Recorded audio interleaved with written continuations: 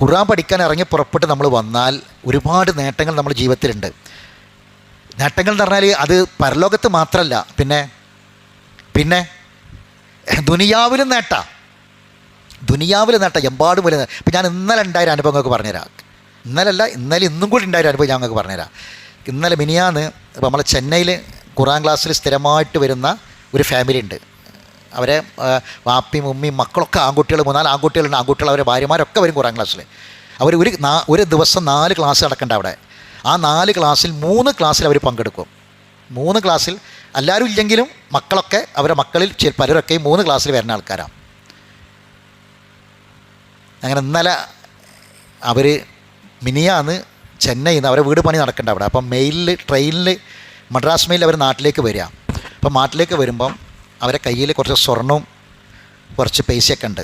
ഒരു വലിയ സംഖ്യ ഉണ്ട്. 50 പവൻ്റെ സ്വർണ്ണമുണ്ട്. അവരത് സാധാരണ പെട്ടിയിൽ ഒരു 10-30 കൊല്ലമായിട്ട് ട്രെയിനിൽ യാത്ര ചെയ്യുന്ന ആൾക്കാരാണ്. അവർ വന്ന് നാട്ടിലെത്തി, കോഴിക്കോട് ജില്ലയിൽ വടകര ഭാഗത്ത് അവരെ വീട്ടിലെത്തി നോക്കുമ്പം സ്വർണം കാണാനില്ല. 50 പവൻ സ്വർണം. അപ്പോൾ അതിൻ്റെ പെട്ടിൻ്റെ നമ്പർ ലോക്ക് പൊട്ടിച്ചിട്ടുണ്ട്.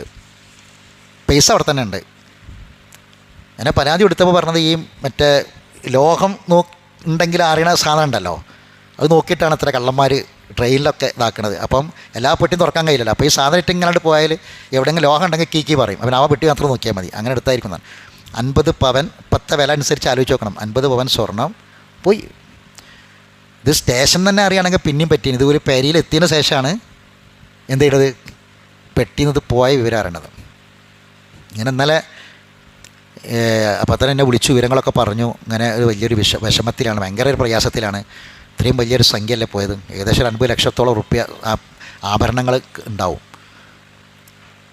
അപ്പം വളരെ വിഷമത്തിൽ, ഭയങ്കര വിഷമത്തിൽ, സങ്കടത്തിൽ. അപ്പം ഞാൻ പറഞ്ഞു, നിങ്ങളൊരു കാര്യം ചെയ്യും, ഒരുപാട് നന്മകൾ ചെയ്യുന്നൊരു കുടുംബമാണ് നിങ്ങളെ കുടുംബമായിട്ട് ഖുർആൻ ക്ലാസ്സിൽ വരുന്നതാണ് ഏറ്റവും വലിയ നന്മ.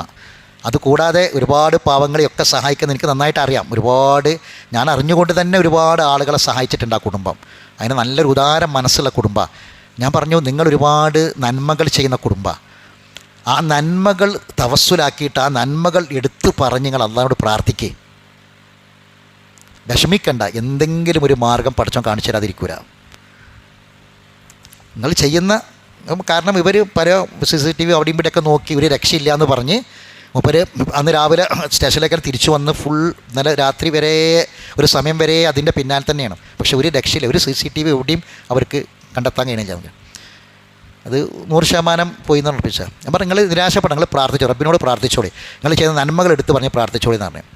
ഇന്ന് ഞാൻ പുലർച്ചെ രാവിലെ 3 മണിക്ക് ഞാൻ എഴുന്നേറ്റപ്പം ഞാൻ എൻ്റെ മൊബൈലിൽ വല്ലതും ശല്യപ്പെടുത്തേണ്ട വിചാരിച്ചിട്ട് എന്നെ വിളിച്ച് പറഞ്ഞ് സാധനം കിട്ടിയിട്ടുണ്ട്. കാസർഗോഡ് സ്റ്റേഷനിൽ വെച്ചിട്ട്, റെയിൽവേ സ്റ്റേഷനിൽ വെച്ചിട്ട് സാധനം പിടിച്ചിട്ടുണ്ട്, കിട്ടിയിട്ടുണ്ട്. ചെല്ലാൻ വേണ്ടി പറഞ്ഞിട്ടുണ്ട്. എല്ലാ സാധനങ്ങളും ഉണ്ടോ നോക്കാൻ വേണ്ടിയിട്ട് ചെല്ലാൻ വേണ്ടി പറഞ്ഞിട്ടുണ്ട്. സാധനം അവിടെ സുരക്ഷിതമായിട്ട് കിട്ടിയിട്ടുണ്ടെന്ന് തോന്നുന്നു. അൽഹംദുലില്ലാ. ആ സ്റ്റേഷനിൽ പിടിച്ചതാണ്. ഇവർ CCTV നോക്കിയിട്ട് തന്നെ കള്ളന്മാരെ നോക്കിയിട്ട് സംശയിച്ച് സാധനം പിടിച്ചിട്ടുണ്ട്. അപ്പോൾ ഞാൻ പറഞ്ഞെന്താണെന്ന് ചോദിച്ചാൽ, സങ്കീർണതകളിൽ, പ്രയാസങ്ങളിൽ ഇതൊന്നാണെങ്കിൽ വേറെ ഒന്നിൽ ഖുർആനിൻ്റെ കൂടെ നമ്മളുണ്ടെങ്കിൽ നമ്മൾ അള്ളാൻ്റെ കൂടെയാണ്. ഖുർആൻ അള്ളാൻ്റെ കലാമാണ്.